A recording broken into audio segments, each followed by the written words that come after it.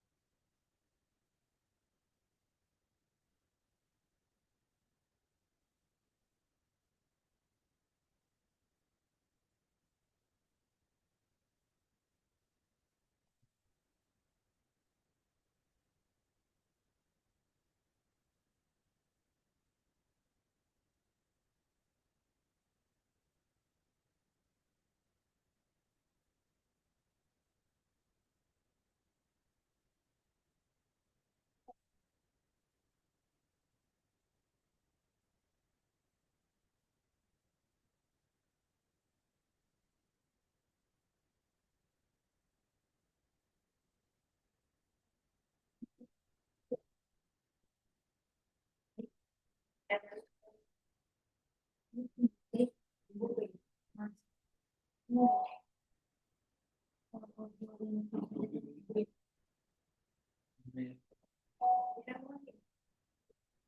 जगह पे दूसरी जगह पे फाइनल होगी पेपर पेपर मेरा 12 12 खत्म होगा ना उनकी टाइम 12 मैंने कहा 2 घंटे तो हमें जाने में लग जाएगा पहुंच ही नहीं पाए ना ये गया ना ये वो कर देते हैं ना वो कर देते हैं नोट हमने पर मैंने वो फिर डेट पे मैम कहती थी नोट को मार दूंगा मतलब एक काउंटिंग काम होती है वो तो पहले वाले मेरे 2 काम क्या इनके मैं रिक्वेस्ट करती 5 मिनट ऑफ रिक्वेस्ट में क्या तो रिक्वेस्ट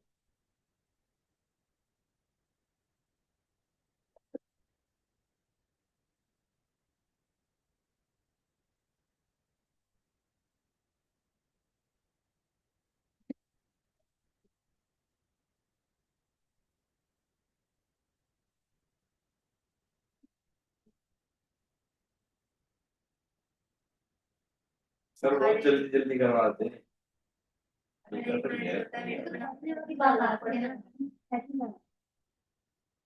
इनको पता है 1 साल हो गया है अब बचे 6 महीने अभी एआई भी कराना है तो अभी लपेट रहे हैं अभी तक हमारा मशीन लर्निंग हो जाना चाहिए साइंस के अकॉर्डिंग तो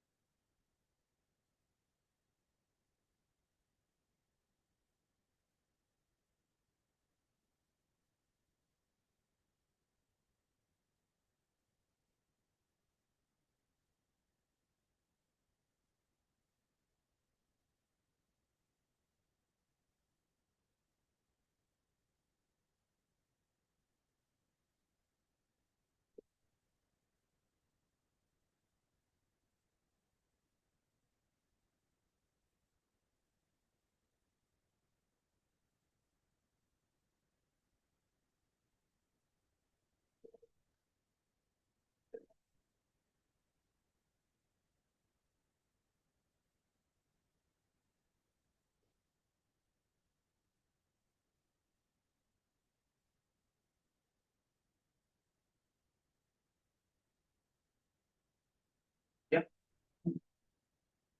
समझ नहीं आ रहा? बताओ क्या है। मैंने स्टेप वाइज ऐड किया था एक ही बार में कि जब हम लोग इस तरीके से लिखते हैं ना, यही हमारा क्या रहता है, प्रोफेशनल कोड रहता है। इसके अलावा हमें और कुछ नहीं करना है। आप जितना भी कोडिंग उठाओगे ना, इसी तरीके से आपको दिखेगा। इंडस्ट्री में जितना भी आप कोड रहता है, कोई भी सॉफ्टवेयर बनता है, इसी तरीके से रहता है कोड। एक्सेप्शन एरर बनाने के लिए पहले पास करना नहीं, उसके जगह पे अगर कुछ लिखना चाहो तो लिख सकते हो, उनके जो भी पैरामीटर्स हैं। बट मुझे इसमें कुछ लिखना नहीं है, इसीलिए हम क्या कर रहे हैं, पास का यूज कर रहे है हैं। उसके अंदर जो क्लास रहेंगे उसको ओवरराइड कर सकते हैं हम लोग। जैसे अगर आप देखोगे एक्सेप्शन में क्या है, मल्टीपल क्लासेस है, तो उसको ओवरराइड कर सकते हैं।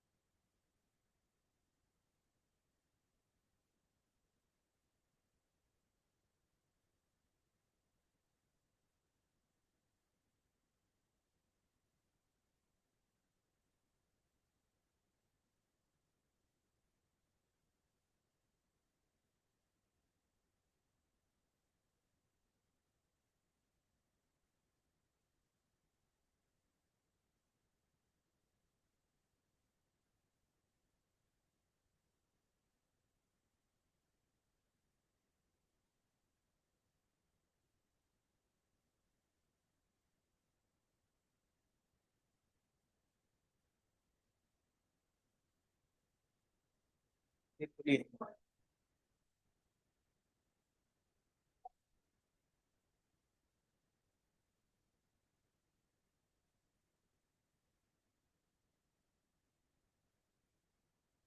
क्या हो गया दिव्यम? लेट।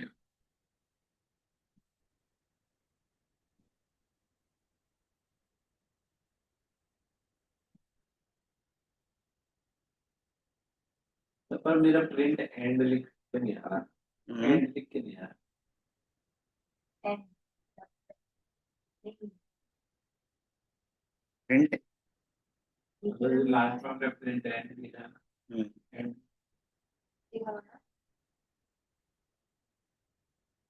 तो ये इस फंक्शंस के अंदर होना चाहिए ना, इन फंक्शंस के अंदर रखा है अगर आप देखोगे यहाँ पे तो, हाँ क्योंकि मुझे इसी फंक्शंस के लिए काम करवा रहे हैं ना ट्राई पैच के बेस मैंने हाँ फिर मैंने पे आ रहा है। नहीं,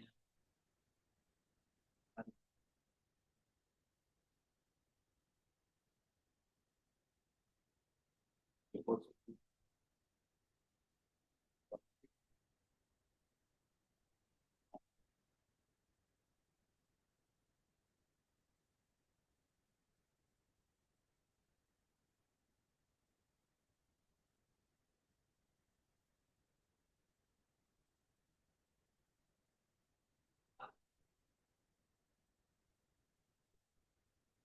तो ये किसका आपने आया भी डिपॉजिट ना विड्रॉ करोगे तब ना है वो, अभी विड्रॉ करोगे तो उसके लिए हम लोगों ने लिखा है ना यहाँ पर, ये विड्रॉ फंक्शंस के लिए। तो जब आप विड्रॉ करोगे ना जितना आपके पास फंड है उससे ज्यादा, तब ये एरर आएगा, समझे? इसको उसमें लगा दे लास्ट नीचे इस वाले डेप के काट के उसका हाँ तो उसमें लगाओगे तो फिर उसमें प्रिंट होगा, जैसे इसमें लिखा होता है ना प्रिंट डिपॉजिट मेथड एग्जीक्यूटेड, तो उसके लास्ट लाइन में हमने ये दिखाया था कि हमारा ये फंक्शन क्या हो रहा है, विदाउट एरर रन हो रहा है। ऊपर नीचे बढ़ा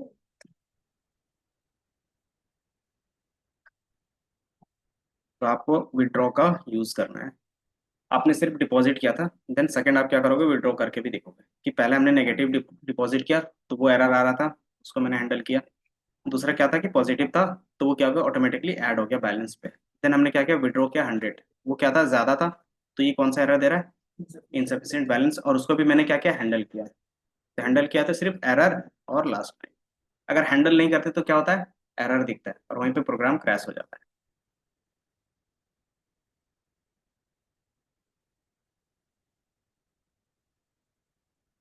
तो ये लिख लो, हो गया। ठीक है, एक्सेप्शन हैंडलिंग में इतना ही था। अब हम लोग फाइल हैंडलिंग में देखेंगे।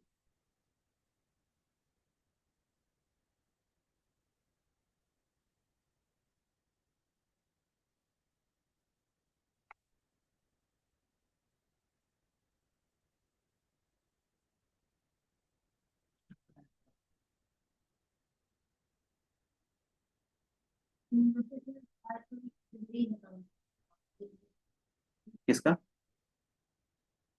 नहीं, तो उसमें सिर्फ फंक्शंस आपको पढ़ने हैं, उनका जो भी बेस था वो पाइथन है, उसमें आपको बस फंक्शंस पढ़ने हैं कि कौन से फंक्शंस का क्या काम है, कैसे काम करते हैं और कैसे सारा चीज यूज करें, तो उनमें वो काम रहता है। तो अगर आपको पाइथन अच्छे से समझ में आ रहा है तो वो भी क्या होगा, तुरंत कंप्लीट हो जाएगा। उसमें सिर्फ आप बोल सकते हैं एक तरीके का सिर्फ फंक्शंस है, लाइब्रेरीज के अंदर सिर्फ फंक्शंस रहते हैं और कुछ नहीं।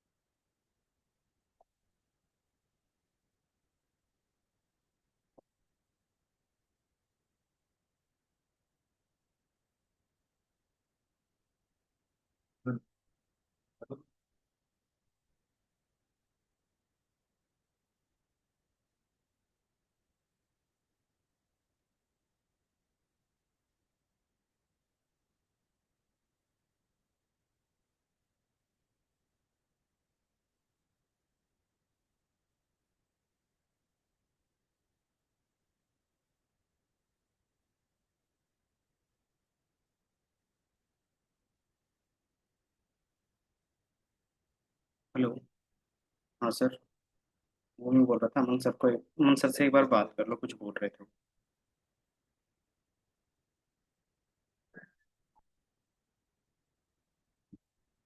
अच्छा अच्छा।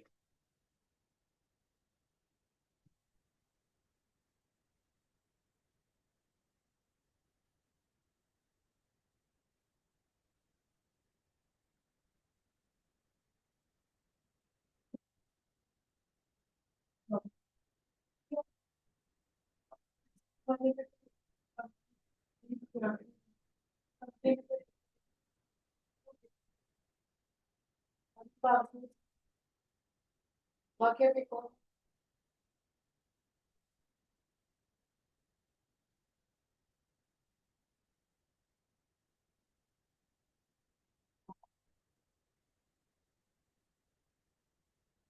ये हो गया। Then इसके बाद फाइल हैंडलिंग आपका चलेगा। फाइल हैंडलिंग में क्या पता चल रहा है आपको नेम से? फाइल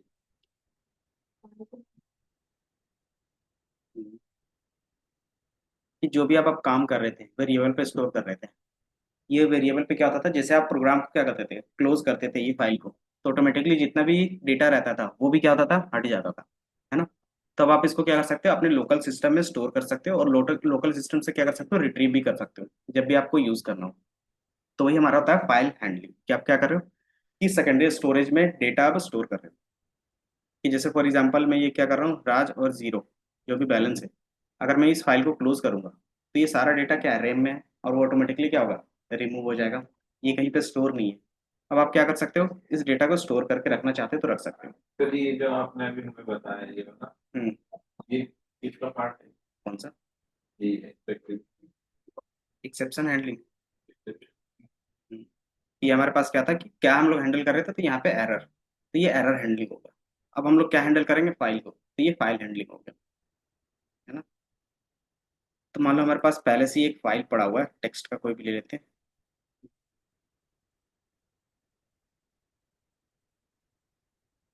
फाइल हैंडलिंग का, तो अगर आप देखोगे फाइल हैंडलिंग क्या करता है, आपके पास जो भी फाइल्स होगा इस पे, आपके सिस्टम पे, आप उसको क्या कर सकते हो, लोड कर सकते हो, देन उसमें कुछ भी टास्क परफॉर्म कर सकते हो, एंड देन अगेन उसको सेव कर सकते हो अपने लोकल सिस्टम में। तो ये काम हमारा क्या होता है, फाइल हैंडलिंग के थ्रू होता है। देन फाइल हैंडलिंग का क्या होता है, सिंटेक्स अगर आप देखोगे तो हमारे पास एक ही फंक्शन होता है, वो रहता है ओपन। कि आप क्या करते हो, कोई भी फाइल ओपन करते हो, देन ओपन करने के लिए हमें क्या चाहिए, फाइल का नेम चाहिए, एंड देन उसको ओपन कर रहे हो तो किस मोड पे।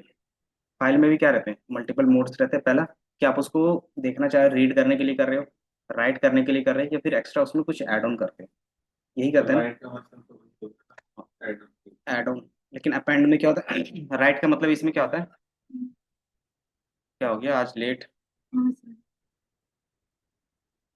11। वापस भेज देंगे। हम्म।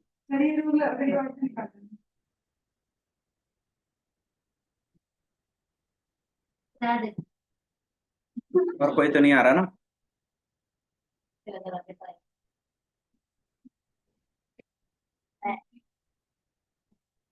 फाइल हैंडलिंग का कॉन्सेप्ट समझ में आया कि आप लोकल लोकल से क्या करोगे, फाइल लोगे, उसमें कुछ राइट करोगे, या फिर क्या करोगे, रीड करोगे फाइल को, एंड देन उसको फिर दोबारा क्या करते हैं, ऑपरेशंस, कुछ ना कुछ ऑपरेशंस करेंगे कि उसमें आपको राइट करना है, मैनिपुलेट करना है, जो भी करना है। देन उसके बाद फिर क्या करते हैं, दोबारा उसको लोकल में सेव करके रख देते हैं। ये काम हमारा होता है फाइल हैंडलिंग। तो हमारे पास पाइथन में क्या होता है, एक फंक्शन होता है बाय डिफॉल्ट ओपन। ये क्या करता है, कोई भी फाइल ओपन कर सकता है, उसको रीड कर सकता है, राइट कर सकता है, और अपेंड कर सकता है। तो ये हमारा बेसिक लेवल पे काम करता है। क्योंकि हम लोग क्या देख रहे हैं, पाइथन का जो कोर जितनी भी चीजें कोर फंक्शंस वो देख रहे हैं। अगर यही चीज अगर आपको क्या करना है, एडवांस लेवल पे करना है, तो उसके लिए दो लाइब्रेरीज होंगी, एक पांडास। कि पांडास में आप क्या करते हो कि एक्सेल की फाइल, सीक्वल की फाइल, देन एचटीएमएल की फाइल सबको रीड कर सकते हो एक ही बार में, जो यहाँ पे पॉसिबल नहीं होता है। दूसरा, कंप्यूटर विजन्स, इसमें आप क्या कर सकते हो, वीडियो फाइल और इमेज फाइल को रीड कर सकते हो आराम से। इसमें भी आपका रीड हो जाएगा, बट क्या होगा, बाइनरी फॉर्मेट में दिखेगा सारा चीज, 0 1 में दिखेगा। क्योंकि ये क्या है कि बाय डिफॉल्ट टेक्स्ट फॉर्मेट में ही सारा चीज दिखाता है, चाहे वो कोई भी फाइल हो। ठीक है। कि यहाँ पे जो भी फाइल होगा वो टेक्स्ट फॉर्मेट में दिखेगा। अगर वो बाइनरी है, जैसे इमेज है, अगर इमेज को ओपन करना चाहते हैं तो यहाँ पे किस फॉर्मेट में दिखेगा, तो 0 1 के फॉर्मेट में दिखेगा।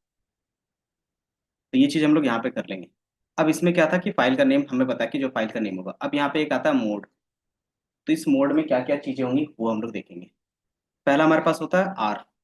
ये हमारे पास क्या है, ये मोड्स हैं कि आप इतना मोड यूज कर सकते हो। तो पहला हमारे पास क्या है, आर मोड है। कि यहाँ पे अगर इस तरीके से आर लिखते हो, इसका मीनिंग क्या होगा कि आप उस फाइल को सिर्फ रीड कर सकते हो। उसमें कोई भी चीज़ मैनिपुलेशन नहीं कर सकते, आप सिर्फ क्या कर सकते हो, देख सकते हो। जैसे एक्सेल में कुछ कुछ फाइल क्या होता है, रीड ओनली पे ओपन हो जाता है ना, तो उसमें आप एडिट नहीं कर सकते, फिर क्या करते हो, उसको दोबारा सेव करते हो, देन दोबारा ओपन करते हो, तो वो क्या होता है, राइट मोड पे भी आ जाता है। तो परमिशन के बेस पे होता है, तो ये क्या करेगा, ओपन करेगा फाइल को और सिर्फ रीड कर सकते हो। और डिफॉल्ट वैल्यू यही भी रहता है कि अगर आप मोड पे कुछ नहीं देते हो ना, तो बाय डिफॉल्ट क्या रहता है, रीड का ही रहता है। सेकंड आपके पास रहेगा डब्लू। डब्लू का मतलब क्या होगा, राइट, कि जब भी आप फाइल ओपन करते हो उसमें क्या कर सकते हो, राइट कर सकते हो। अब इसमें कॉन्सेप्ट आता है ओवर राइट्स का, कि जब भी आप राइट ओपन करोगे ना, अगर उस फाइल में पहले से कुछ डेटा होगा, तो वो क्या करेगा, उसको रिमूव करके देन स्टार्ट से क्या करेगा, राइट करेगा। ठीक है, ये कॉन्सेप्ट समझ में आया। राइट क्या करेगा, इसमें अगर पहले से डेटा है ABC करके कुछ भी, तो उसको क्या करेगा, रिमूव कर देगा, एंड देन फ्रेश से स्टार्ट करेगा सारा चीज। ये तो डिसएडवांटेज हो गया। डिसएडवांटेज बोल सकते हैं। दूसरा एडवांटेज क्या है, कि अगर आपके पास फाइल नहीं है तो ये फाइल क्रिएट कर देगा। राइट, कि अगर आपके पास वो फाइल नहीं है तो ये क्या करेगा, फाइल को क्रिएट कर देगा। तो ये एडवांटेज हो गया इसका, है ना। तो एडवांटेज है तो थोड़ा सा डिसएडवांटेज है। अगर अगर आपके पास पहले से ही फाइल है एंड देन उसमें कुछ मैसेज है, अब उस मैसेज के बाद आप क्या करना चाहते हो, कुछ ऐड ऑन करना चाहते हो, तो फिर आप क्या यूज करोगे, अपेंड। अपेंड का मीनिंग आपको भी पता है पहले से, क्या था कि वो लास्ट में क्या करता है, ऐड ऑन करता है। तो हम लोग अपेंड का यूज कर सकते हैं। देन यहाँ पे आर प्लस, आर प्लस का मतलब क्या होगा, कि अगर आपको मल्टीपल ऑपरेशंस करने हैं, कि रीड के साथ राइट भी करना है, तो R plus, W plus, then A plus कर सकते हो। तो ये ऑप्शन रहेगा। एंड देन अगर आपके पास क्या है, टेक्स्ट के अलावा कोई भी डेटा है, तो आप उसको किस में यूज करते हो, बाइनरी फॉर्मेट में। इसको बोलते हैं बाइनरी, क्योंकि इमेज क्या है, टेक्स्ट तो है नहीं, तो आप टेक्स्ट में रीड नहीं कर सकते, तो उसको किस में रीड कर सकते हैं, तो बाइनरी फॉर्मेट में रीड कर सकते हो। ये रीड बाइनरी, हाँ, तो रीड बाइनरी और राइट बाइनरी। अगर इमेज को क्या करना है, सेव करना है, तो क्या करते हो, राइट बाइनरी। अगर आपको क्या करना है, रीड करना है, तो रीड बाइनरी। तो जैसे हम रीड और राइट वाला करेंगे, हम्म। तो हम पहले रीड करेंगे और उसमें जैसे ही कुछ हमें ऐड करना है, फिर तो पहले वाला डेटा हमारा डिलीट हो जाएगा। हाँ, राइट में, उसके लिए फिर अपेंड यूज कर लेंगे ना। तो फिर तो हमें रीड राइट का यूज ही नहीं करना पड़ेगा। क्यों, तो रीड करेंगे फिर राइट करेंगे उसमें, तो पहले वाला डेटा तो खत्म हो जाएगा ना, पूरा चला हाँ, जाएगा। तो राइट करोगे तो वो हट जाएगा। हाँ, तो उसको हम लोग फिर यूज नहीं करेंगे। तो फिर अपेंड करेंगे। तो राइट का कब यूज करेंगे, जब आपके पास कोई फाइल नहीं है, और क्या करना है कि आपको नया फाइल क्रिएट करना है एंड देन उसमें सारी चीजें लिखनी है, तब आप राइट का करते हो। नहीं, मैं रीड एंड राइट दोनों कह रहा हूँ। ये, हाँ। हाँ, तो अगर आपको लगता है कि फाइल पहले से है, उसमें जो पुराना डेटा है उसको हटा के देन ये डेटा स्टोर करवाना है, तब हम लोग यूज करते हैं। आप डब्ल्यू प्लस का भी यूज कर सकते हो, 8 प्लस का भी यूज कर सकते हो। तो ये ऑप्शंस रहेंगे आपके पास। ठीक है, तो ए में मतलब पहले पुराने वाले डेटा में कोई हमें ऐड ऑन करना तो होता है हम्म, ना, वो रिमूव हो जाएगा पुराना वाला। पुराना वाला रिमूव हो जाएगा। और प्लस अपेंड क्या करता है ना, नया फाइल क्रिएट करके नहीं देगा, पुराना फाइल रहेगा तभी वो करेगा। लेकिन राइट क्या करता है, अगर फाइल नहीं है तो ये क्रिएट करके देगा। मुझे पुरानी चीजें होती नहीं, अगर आपके पास फाइल ही नहीं है तो पुरानी चीजें तो होंगी ही नहीं उसमें।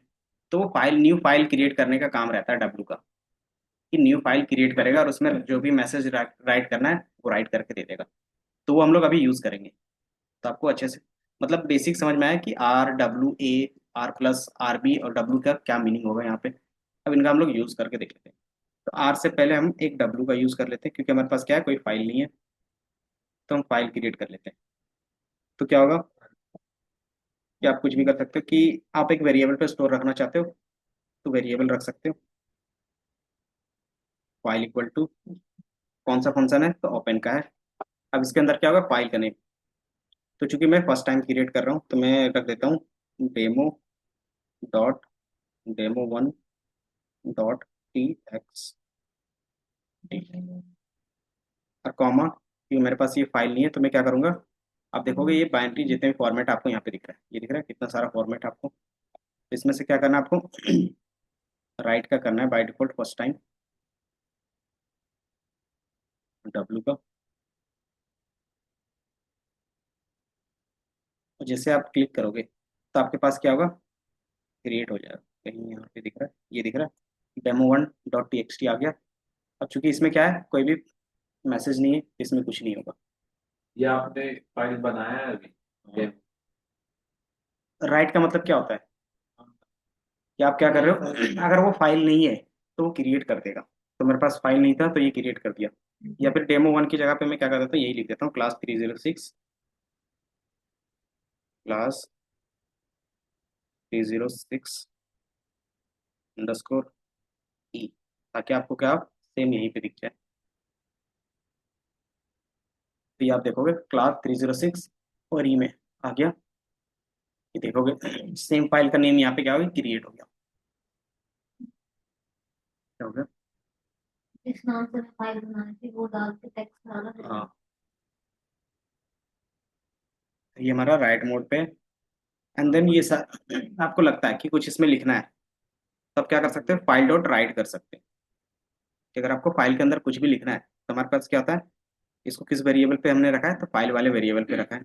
डॉट आपके पास होगा राइट राइट लाइन्स, तो हम लोग क्या कर रहे हैं, अभी राइट कर रहे हैं। तो ये मैंने राइट किया, और इसमें क्या कर रहे हैं हम लोग, कुछ मैसेज या फिर कुछ भी टेक्स्ट रख सकते हैं।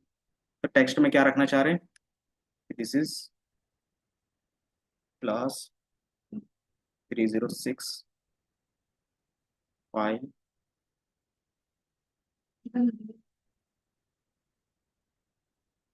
हैंडलिंग, अभी मैंने ई क्यों लगाया? ताकि मुझे यहीं पे इसके बगल पे नेम्स हो, इसलिए मैंने लगाया है, और कुछ नहीं है। इस तरफ ना नेम शो कर ये दिख रहा है यहाँ पे शो हो रहा है ना, हाँ। कि अगर मैं कुछ और नेम देता तो कहीं और शो होता, तो आपको डायरेक्टली क्या होता, मुझे स्क्रॉल करके इधर उधर दिखाना पड़ता। इसलिए मैंने बस नाम सेम रखा, ताकि क्या हो, इसी फाइल के जस्ट ऊपर या नीचे दिखे, ताकि क्या हो, मैं यहाँ पे साथ ही साथ दिखा सकूँ कि ये फाइल क्रिएट हो रहा है। ठीक है, जरूरी नहीं है कि नेम नेम यही होगा, आप कुछ भी नेम रख सकते हो। लेकिन लास्ट में क्या होता है, एक्सटेंशंस आप अपने हिसाब से रखते हो, कि अगर ये टेक्स्ट फाइल बना रहे हो तो डॉट टीएक्सटी, अगर ये पीडीएफ बन रहा है तो डॉट पीडीएफ। अगर आप जो भी फाइल बनाते हो उसका एक्सटेंशंस देते हो, है ना। अगर इसको डॉक बनाना होगा तो क्या करते हो, डॉट डीओसी लिखते हो, तो वो एक्सटेंशन होता है। अब ये मैंने क्या किया है, यहाँ पे एक लाइन लिखा है।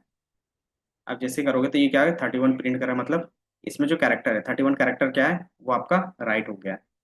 एंड देन फाइल को क्या करते हैं, क्लोज करते हैं, क्योंकि जब तक आप फाइल को क्लोज नहीं करोगे ना, तब तक आप इसको डेटा नहीं देख सकते। ये दिख रहा है, क्लास 306 में कोई भी डेटा नहीं है, तो अगर आपको डेटा देखना होगा तो यहाँ से क्लोज करना पड़ेगा। तो ये मेरे पास एक्सेप्शन सर फाइल। हाँ। डेटा आपने फाइल बनाया, राइट राइट हम्म, डॉट राइट कहाँ पे, सेकंड। कि इसके अंदर मुझे कुछ मैसेज लिखना है ना, कि आपने एक फाइल तो बना लिया, ये फाइल बन गई। अब इसके अंदर कोई टेक्स्ट तो ऐड करोगे ना, तो टेक्स्ट ऐड करने के लिए हमारे पास क्या आता है, मेथड होता है राइट का।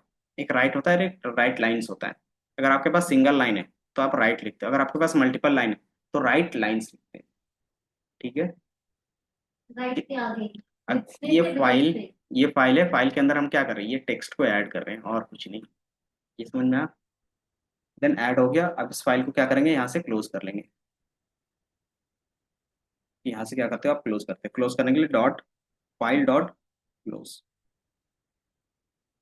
और जब आप इसको रन करोगे तो ये फाइल क्लोज हो गया।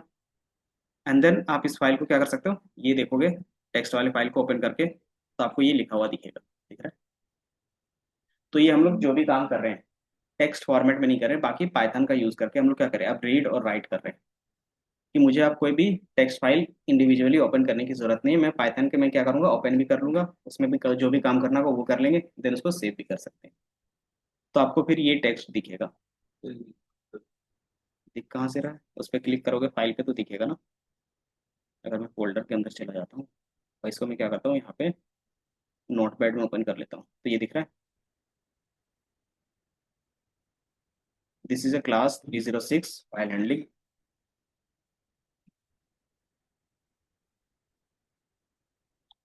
तो ये हमारा क्या हो गया, राइट का ऑप्शन हो गया, कि आप क्या करते हो, राइट करते हो। तो ये समझ में आया। अगर आपके पास ये फाइल है, ये हम नोटपैड में ओपन कर रहे हैं, अगर मैं पाइथन में ओपन करना चाहता हूँ तो कैसे करूंगा, उसके लिए हमारे पास क्या होगा, रीड मोड ले लेंगे। अगर आपको क्या करना है, यहाँ क्लिक तो write use to create new file also to write an existing file,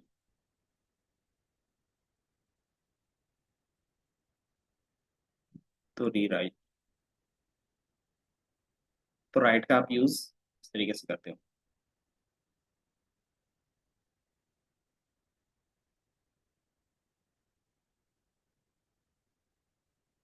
हमारा डब्लू मोड में इस तरीके से डब्लू मोड क्या करेगा, न्यू फाइल क्रिएट कर सकता है, एग्जिस्टिंग फाइल में भी क्या कर सकता है, रीराइट कर सकता है। रीराइट का मतलब क्या हो गया, जितना भी डेटा का वो हटा देता है। तो ये हमारे पास ऑप्शन, देन यही चीज हमारे पास क्या होगा, रीड के लिए होगा।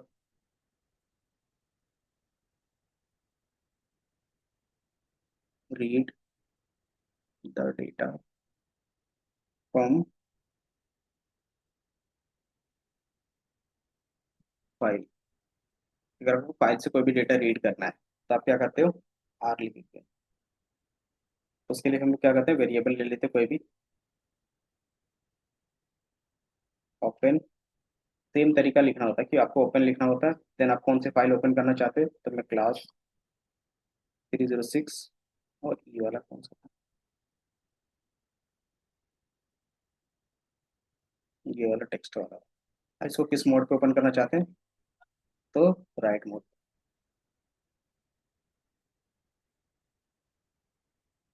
देन हमने ये ओपन तो कर लिया। ओपन करने के बाद हमें क्या करना होता है, फाइल उसमें क्या लिखा हुआ वो भी तो देखना पड़ेगा। तो उसके लिए हमारे पास क्या होता है, ऐप डॉट रीड। अगर आपको उसमें से जो भी टेक्स्ट है उसको रीड करना चाहते हो तो रीड लिखते हो। एंड देन अगर आपका रीड हो गया है तो आप क्या कर सकते हो, इसको हटा सकते हो, मतलब क्लोज कर सकते हो, ऐप डॉट क्लोज। क्लोज हम लोग लिखते क्यों है, ताकि ये फाइल ओपन ना रहे। क्योंकि अगर फाइल ओपन रहेगा तो क्या क्या होगा कि ये कोई भी इसको क्या कर सकता है, रीड कर सकता है, राइट कर सकता है। तो बाय डिफॉल्ट रीड है तो इसको सिर्फ क्या करेगा, वो रीड कर सकता है। तो जैसे आप रन करोगे तो यहाँ पे कुछ शो नहीं हो रहा है।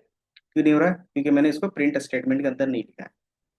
कि आप क्या कर रहे हो, रीड तो कर रहे हो लेकिन इसको प्रिंट भी तो कराना है। तो प्रिंट के लिए हमारे पास पाइथन में क्या फंक्शन होता था, प्रिंट का फंक्शन होता था। ये ओपन का मतलब क्रिएट कराना है एक फाइल। ये ओपन का मतलब, इस ओपन फाइल, का मतलब क्या हो गया, ये फाइल खोल दिया।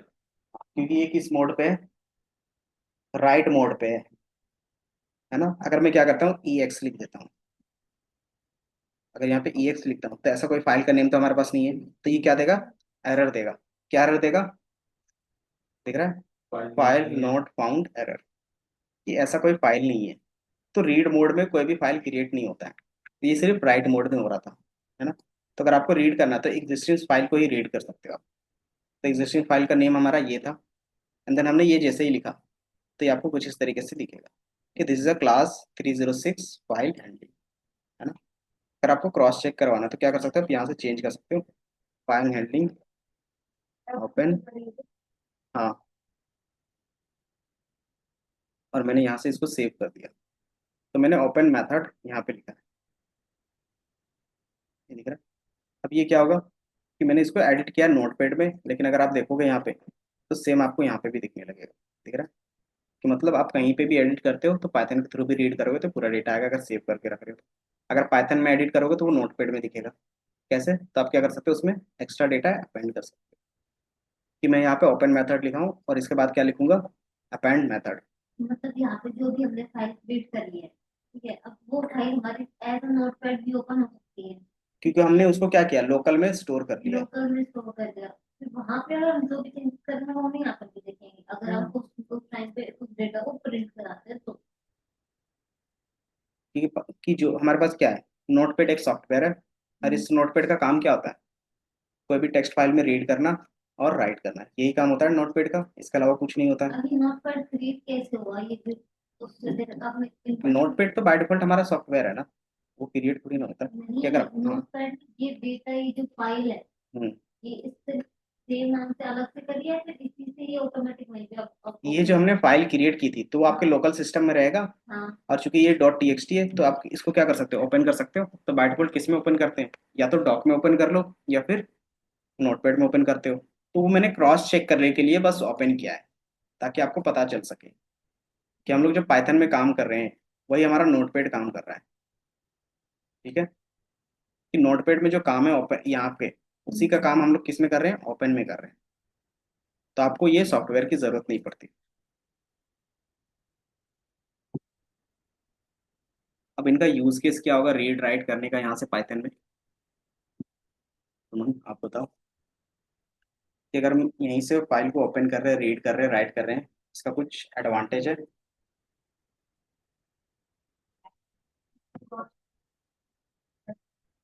और अदर कि जब भी आप क्या करते हो, क्लास बनाते हो, ऑब्जेक्ट बनाते हो, उसमें डेटा ही रखते हो ना, तो वो डेटा को क्या करोगे, लोकली भी तो स्टोर करके रखना पड़ेगा। या तो आप क्या करते हो, डेटाबेस यूज करोगे इन फ्यूचर। राइट के प्रोसेस के लिए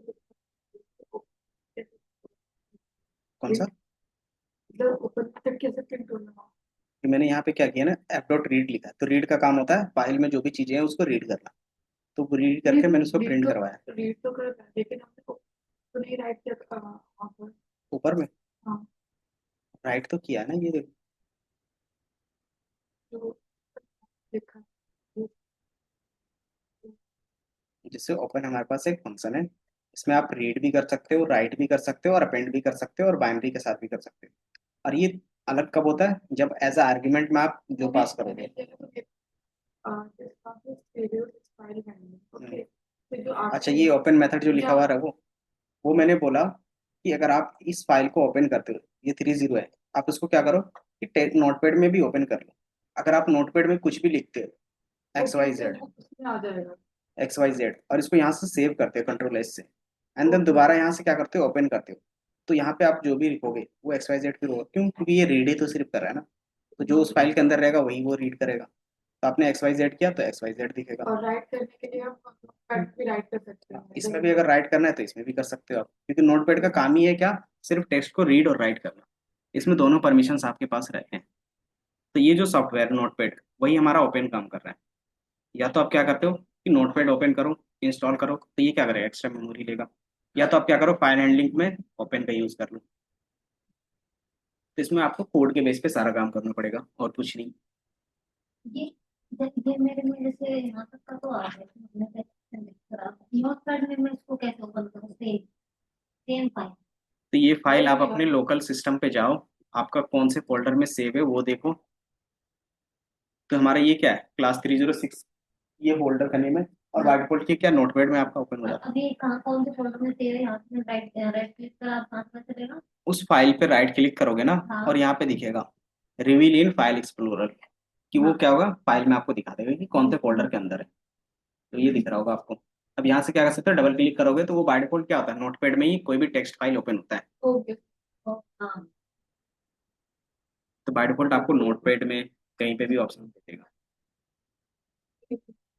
दीदी तो ये जो नोटपैड में हमने ओपन किया ना, वो बस क्रॉस चेक करने के लिए किया है, हमें ये करने की जरूरत नहीं थी। बट क्या कर रहे हैं कि फर्स्ट टाइम है तो हम क्या कर रहे हैं, दिखा रहे हैं कि जो नोटपैड का काम है वही काम हम लोग यहाँ पे कर रहे हैं। ठीक है, ये समझ में आया दिव्यम?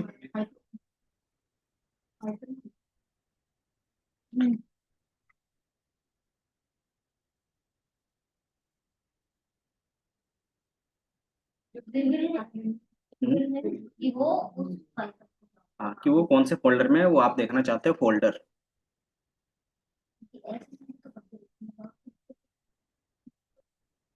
ये डिफिकल्ट है, नहीं है ये तो आ गई हाँ तो दिया तो इसके लिए तो आपको बेसिक पाइथन पता होना चाहिए ना।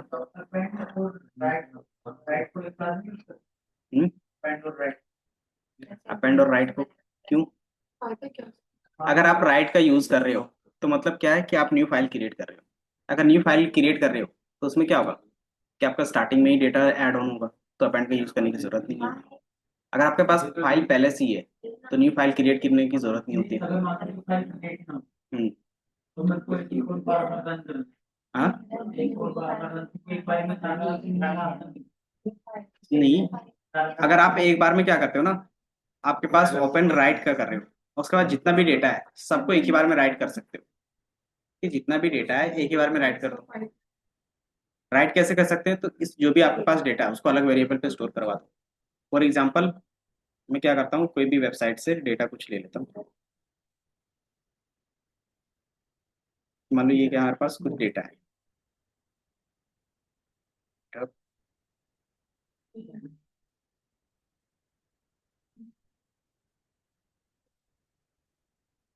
मान लो ये हमारा क्या है, नॉर्मलाइजेशन और स्टैंडर्डाइजेशन, और ये हमारा क्या है, डेटा है। तो मैंने इसको कॉपी कर लिया, इसको मैं क्या करूंगा कि डेटा वाले वेरिएबल पे स्टोर करूंगा।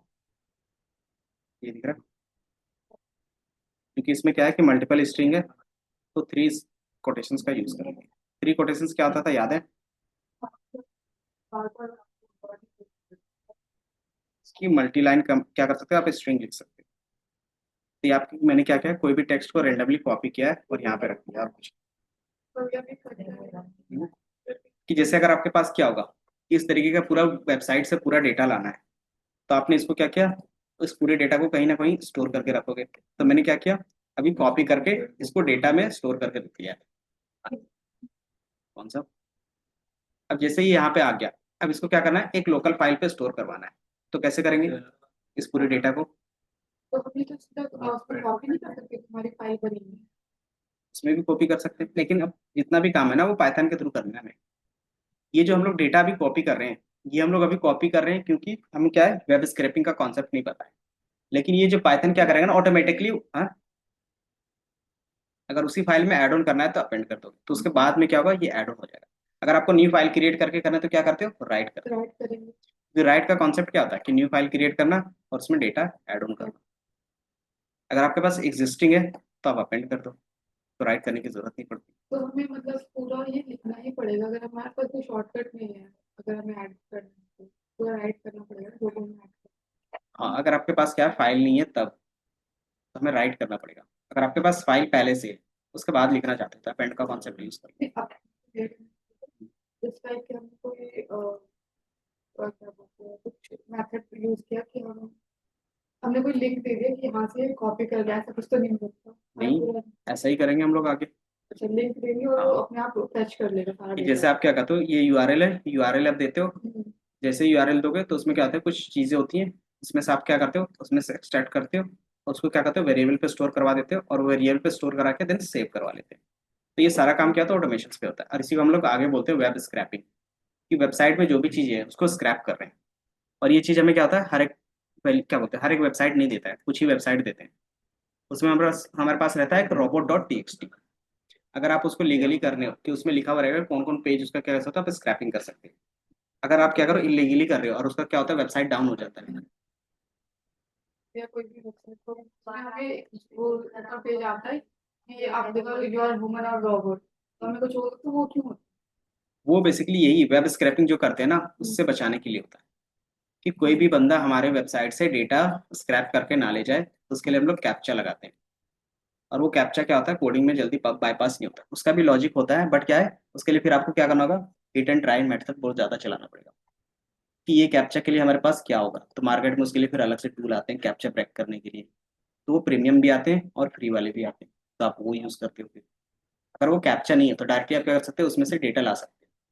जैसे हम लोग अभी वो भी करेंगे कि हमारे पास कोई भी वेबसाइट होगा, उसमें से क्या करेंगे, तो उसमें से जो भी डिटेल्स होगा कि अपने बिजनेस के अकॉर्डिंग वो डेटा हम क्या करना चाहते हैं, लाना चाहते हैं उनसे, तो वो हम लोग क्या करेंगे, स्क्रैप कर लेंगे। तो वो हम लोग देखेंगे।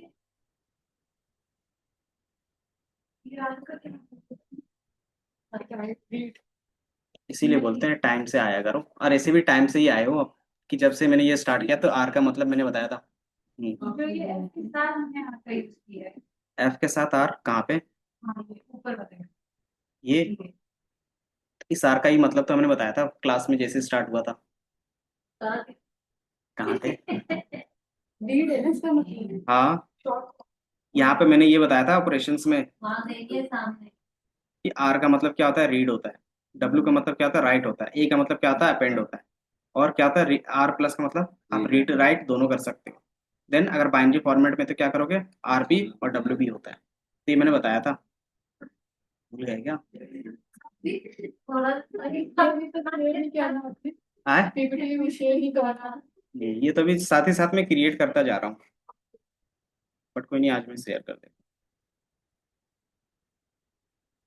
तो ये समझ में आया कि डब्ल्यू का मतलब क्या है, आर का मतलब क्या है। और ये एज ए आर्ग्यूमेंट इसी से पता चलता है कि ओपन को क्या करना है। ओपन को कैसे पता चलेगा, यहाँ पे भी ओपन यूज कर रहे हैं, यहाँ पे भी ओपन यूज कर रहे हैं, फाइल नेम भी तो दे रहे हैं। तो फाइल नेम भी दे रहे हैं, लेकिन इसके बाद हम क्या कर रहे हैं इसके साथ, कि ये फाइल के साथ इनको क्या करना है, बोर्ड लगा रहे हैं। उसको बताना पड़ेगा ना कि उस फाइल के साथ आपको क्या करना है, कि फाइल क्रिएट करना है या सिर्फ रीड करना है या फिर सिर्फ अपेंड करना है। तो वो चीज हम लोग बता रहे हैं नेक्स्ट आर्ग्यूमेंट पे, ठीक है। कि ये जो नीचे आपकी लाइन आई है, जैसे क्लास 3065 ठीक है, और उसके बाद ये एक्स वाई जेड कहाँ से लिया? नोटपैड में नोटपैड में ऐड करा ना, तो वो नोटपैड बीच बीच में कहाँ चले जाते हो आप, नोटपैड में ऐड कि ये हमने एक्स्ट्रा ऐड ऑन किया था।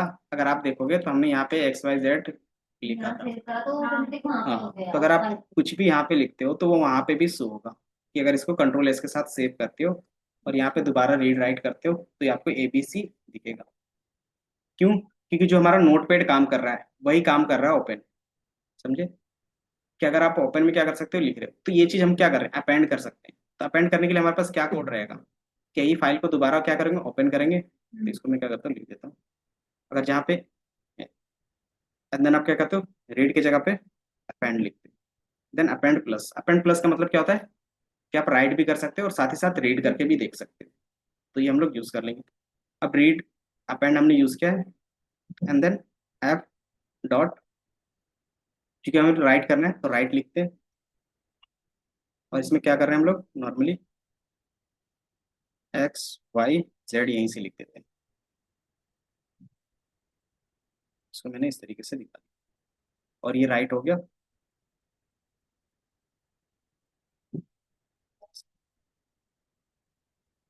प्लस का मतलब हाँ मैम, मॉर्निंग।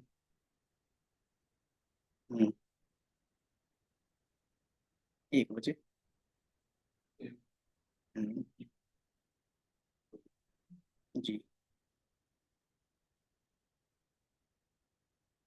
हम्म,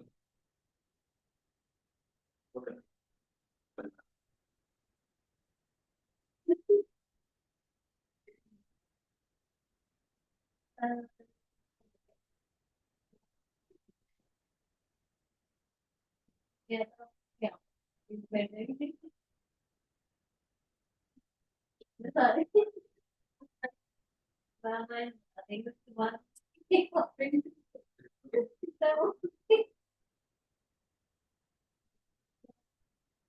चलो ये क्या करके जाएगी।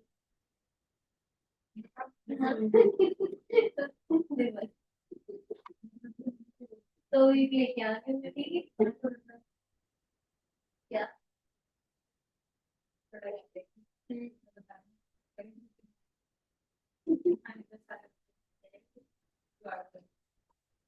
नहीं प्लान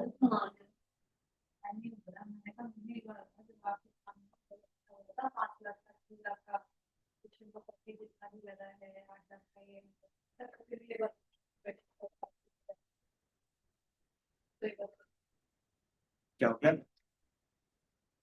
मैं तो रात को वही तो लेके आ रहा हूँ क्यों? ठीक है करके हाथ में तो देखते कौन जीतेगा नंदा नहीं आऊंगी बताइए देन ना डॉट रीड, साथ ही साथ रीड भी कर लेते हैं और इसको प्रिंट भी करवा देते हैं साथ ही साथ, अगर प्रिंट करवाना चाहो तो।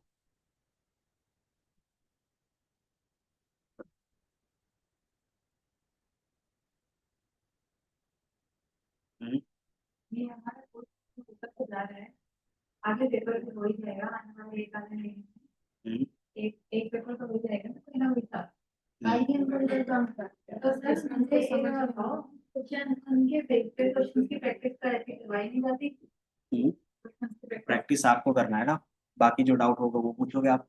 नहीं हाँ, वो थोड़ा सा हमके प्रैक्टिस हमने करना है मतलब जैसे जो क्वेश्चन इंटरव्यू वगैरह में वैसे पूछे जाते हैं वो हम्म। चीज मैं कह रही हूँ उसकी प्रैक्टिस हम नहीं करने जा रही हैं वो हम क्योंकि कैसे करते प्रैक्टिस का वो तो फिर मॉक के थ्रू हो रहा है ना, कि हर एक मॉड्यूल वाइज आपका मॉक तो चल रहा है ना। अब मॉक में आप नहीं आ रहे तो फिर आपकी गलती है। नहीं सर वो बात नहीं है मॉक के नाम पे देते हो जो मॉक वही वाला मॉक ले रहे हो हाँ, तो हर एक मॉड्यूल वाइज मॉक तो चल रहा है ना आपका। हाँ हम्म, तो जैसे मैं ये तो उसके आप मॉक ले रहे हो एक हाँ। कंपनी ने तो ये बता रही कि ऐसा कुछ उनको पता ही नहीं था ना यहाँ पे करा रखा क्या चीज? हमसे बताने मैंने बोला कि पता है क्वेश्चन सबमिट से हो जाएगा है ना हाँ सबमिट और बिल को एक्सपोर्ट लगा के जैसे जो क्वेश्चन हम करते हैं वो कह रहे हैं जिसमें वीडियो को लग जाता है उसमें वीडियो के अलावा आप वही क्वेश्चन सॉल्व करो हाँ इंडेक्स मैच, हाँ ये तो इंडेक्स उसमें मैच, एक्स लुकअप ये यूज कर सकते हैं। बिल को और एक्सप्लोर में ध्यान रखते कि बिल को और एक्सप्लोर आपको कुछ नहीं करना हम्म, और मैं जो कल मैच फॉर्मेटिंग का जैसे आपको बता रही थी मैच इंडेक्स प्लस मैच का। फॉर्मेटिंग का हाँ तो फिर एक ही बारे में दोनों यूज करें तो इस तरह से स्टे करेंगे तो सिंपल सी बात है ना कि हर एक कंपनी अपने हिसाब से क्वेश्चन पूछेगी, तो 10 क्वेश्चन में 3 क्वेश्चन किसी को नहीं पता होगा। कि जब भी आप जाओगे हर एक इंटरव्यू में 3 क्वेश्चन नए मिलेंगे ही मिलेंगे, चाहे आप कितना भी इंटरव्यू दे लो। तो इसका मतलब ये तो नहीं कि वो सारे क्वेश्चन प्रैक्टिस हो जाए, पॉसिबल है। तो अगर वो 7 क्वेश्चन अगर नहीं हो रहे, तब आप क्या कर सकते हो, आंसर कर सकते हो क्वेश्चन। बूट कैंप के लिए जब आप गए कि आपने क्लास में छोड़ी कि क्लास को बूट कैंप चलेगा ये वो, ठीक क्या है, कराया? क्या करवाया उसने? सिंपल से सिर्फ 3-4 क्वेश्चन सिंपल से करवाया। उसके बाद वो लड़का अपना जो इंटरव्यू देख रहा था वो बताने लग गया, और फिर उसके बाद वो बोले मेरा मन नहीं कर रहा आगे पढ़ाने का, आगे उन्होंने फाइल भेज दिया, आगे अब तुम खुद करो। फिर बूट कैंप रखा है किसने था, अगर हमें खुद ही करना था तो फाइल भेज देते। हमारी क्लास वो होती चीज कम से कम। तो वो चीज फिर आप कंसर्न रखोगे ना। अगर आपको वहां पे दिक्कत है तो वहीं पे भी मैम को बोलते, सर को बोलते। आप कोऑर्डिनेटर आपके पास था ना, हाँ, तो कोऑर्डिनेटर को आपने फिर क्यों नहीं बोला उस टाइम? अकेले क्या बोल रहे देख लो, थे? प्रॉब्लम जिसको रहता है वही बोलेगा ना।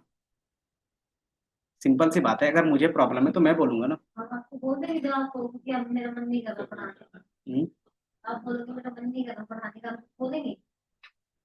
नहीं तो उसके बाद क्या रहेगा ना कि आप बोलोगे कि चीजें हैं बूट कैम्प है, तो जिस तरीके से ये सारी चीजें हैं तो वो तो करवाना है ना, और कि जितनी चीजें। स्पेसिफिक कहकर बुलाया गया था कि कल जरूर आना है बूट कैंप पर।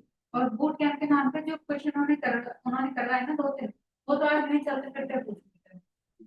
सच में वो यही क्वेश्चन थे सर, मजाक से हटके 3-4 क्वेश्चन जो सॉल्व किए थे। कुछ नहीं, फिल्टर लगाना, फिल्टर कंडीशनल फॉर्मेटिंग, बस डुप्लीकेट, बस और मैं खुद बैठी थी यहाँ पे। ये एडवांस एक्सेल के क्वेश्चन नहीं, जो नॉर्मल एक्सेल के क्वेश्चन होते हैं ना, कि आपने जो ये समझ लो कि फर्स्ट और सेकंड क्लास में स्टार्टिंग में करवाए थे, वो क्वेश्चन उन्होंने नहीं करवाए।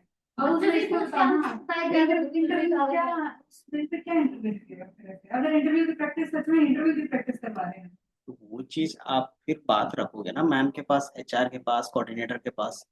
वो 1 सप्ताह के बाद मुझे आप बता रहे हो, तो मुझे कैसे पता चलेगा उस टाइम? फिर बताने का हेड ऑफिस की भी हाँ तो वो चीज मैं बता रहा हूँ ना। जितना तुमको स्टार्टिंग में बताया गया था ना, देखो अब जैसे आपने बोला कि हम्म, फ्रेशर की 18-20 हजार की जॉब लगती है आईटी में आने के लिए, हम्म, क्लियर बोला नहीं, क्लियर कट बोला, हमने भी क्लियर कट सुन लिया।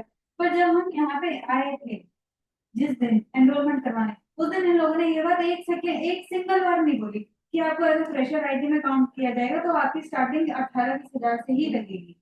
नहीं बोला गया। ये बोले 5 लाख 6 लाख ऐसे पैकेज भी लगते हैं, ये वो कंपनी जिस हिसाब की आने रही, जिस कंपनी में मैं लास्ट टाइम गई थी इंटरव्यू देने में, वही चीज आपको बता रही थी जब बात करते हैं क्लास के बाद डिस्कस करेंगे। वहाँ लिटरली कॉकरोच चल रहे थे, बताओ। क्या चल रहे थे? कॉकरोचेस चल रहे थे, छोटे बड़े हर साइज के कंपनी के अंदर। मतलब आप खुद सोच सकते हो कैसी कंपनी थी वो। तो और वो वो कह रहे थे तुमने 1 लाख रुपए भर के यहाँ पे एनरोलमेंट लिया, क्या सोच के इतना महंगा कोर्स क्यों कर रहे हो? कंपनी वाले ये बात बोल रहे हैं। तो वो फीडबैक आप शेयर करोगे ना कि कंपनी में ये सारी चीज। कॉल किया फीडबैक के लिए, वहां से कंपनी से कॉल से कॉल feedback किया। निकाल।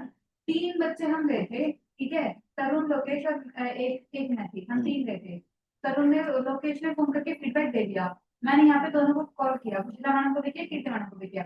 वो कीर्ति मैडम मुझे मैसेज पे पता है क्या लिखनी है, फीडबैक मिल चुका है, बाद में कॉल करती हूँ कैंपस में। ये जवाब आया उनका। अब आगे क्या जवाब दूंगा मैं? उसके बाद उनको उस दिन से आज तक कोई कॉल नहीं आया, कोई बात नहीं पूछी उन्होंने, कैसा रहा कैसा नहीं रहा, कुछ नहीं पूछा। उस चीज के बेस पे अगर आपको लगता है कि मुझे कंसर्न है, तो आप एक टिकट रेज कर दो। क्योंकि लगता है कि कोई नहीं सुन रहा है, तो फिर वो टिकट पे सुनते हैं, होता है। हेड ऑफिस के पास वो डायरेक्टली जाता है, तो वो इधर से बोलते हैं क्या कंसर्न है, तो वो डायरेक्टली यहाँ पे आता है। टिकट रेस पे ही जाता है वो सारा चीज। अगर टिकट आपने रेज किया है तो वो डायरेक्टली हेड ऑफिस से क्या आता है, कंसर्न्स रहता है। अब उसके बेस पे वो क्या आता है, यहाँ पे ही बोलते हैं कि वो सॉल्व करो। जो वाले डिटेल्स देखो, जो भी डाउट रहते हैं जिस समय रहते हैं उस समय बताया करो, तभी कुछ उसका सॉल्यूशन निकलेगा। अगर बाद में बोलते हो तो वो क्या होता है, प्रॉब्लम ही गायब रहता है, फिर सॉल्यूशन क्या निकलेगा। इन फ्यूचर आगे क्या करना है वो भी तो आप पूछ सकते हो। सर, मेरे को ना सच में सुन के जो उस दिन ये लगा ना, जब उन्होंने कंपनी वालों ने ये बोला कि ये हमारे एग्जीक्यूटिव की जो प्रोफाइल है ये उतनी एफिशिएंट नहीं है जितनी आप आईटी के लिए सोच रहे हो। सुन के जो बुरा लगा ना वो इस चीज का लगा कि मैं उस दिन अपने ऑफिस में छुट्टी करके गई, मेरी सैलरी भी डिडक्ट हुई। वहां पे जाके मुझे पता लग रहा है कि ये फाइनेंस की लाइन की एमआईएस एग्जीक्यूटिव है। एमआईएस एग्जीक्यूटिव में वो कह रहे हैं दो दो टाइप के होते हैं, मतलब 2 टाइप के नहीं होते। तो ये होता है कि हम जो ले रहे हैं ना यहाँ पे, वो बस नॉर्मल बच्चों को ले रहे हैं जिन्हें हम काम सिखा सकें और हम अपने लिए काम करवा सकें। तो ये बात यहाँ पे अगर ये IT बेस्ड ये कोर्स हो रहा है यहाँ पे, तो ये बात क्या यहाँ के लोगों को नहीं पता? तो वो चीज आप HR को फिर बोलोगे ना कि वहां पे मैं कंपनी में गया, ये सारी चीजें हैं, इसके बेस पे मैं क्या करूँ, और ये चीजें हैं तो IT बेस पे है, तो क्या चीज करनी चाहिए, कि वो चीज फिर आप उनके सामने रखोगे तभी ना वो फिर उसके बेस पे आपको कंपनी देंगे। मतलब कोई जो नॉर्मल बंदा आया है अभी कोर्स स्टार्ट करा है, किसी को नॉर्मली फीस पे करने की जॉब कर, चलो वो एक्सेप्ट भी कर लेता है उनका, तो उसके बाद तो ये तो फिर जॉब मत कर देंगे, इन क्या फर्क पड़ता है दोबारा हाँ देंगे सर, बनाने इसी के लिए चक्कर में करेंगे। मैंने सिर्फ 2 जॉब रिमेनिंग 2 छोड़ी हैं, बताओ 5 में से। और मैं गई इंटरव्यू देने एक ही बार, पहली बार परसों, और मेरे सिर्फ 2 वो रह गए। और उससे पहले आपका उसमें से कितना फॉल्ट था, कि आपकी तरफ से फॉल्ट हुआ था और कितना इनकी तरफ से फॉल्ट हुआ है, क्या? कि जैसे आपने बोला ना कि एक में आप गए हो, बाकी हाँ। 2 का फॉल्ट हुआ है, तो उसमें से किनका फॉल्ट था, आपकी तरफ से फॉल्ट था या फिर उनकी तरफ से फॉल्ट था? तो पहले एग्जाम कंडक्ट हुआ, वो ऑनलाइन जो है ये वो होता है एप्टीट्यूड टेस्ट हुआ, ठीक है, उसका लिंक चला ही नहीं, इन्होंने बोला भाई वो एक्सेप्ट भी कर गई, पूछना कि हाँ नहीं चल रहा,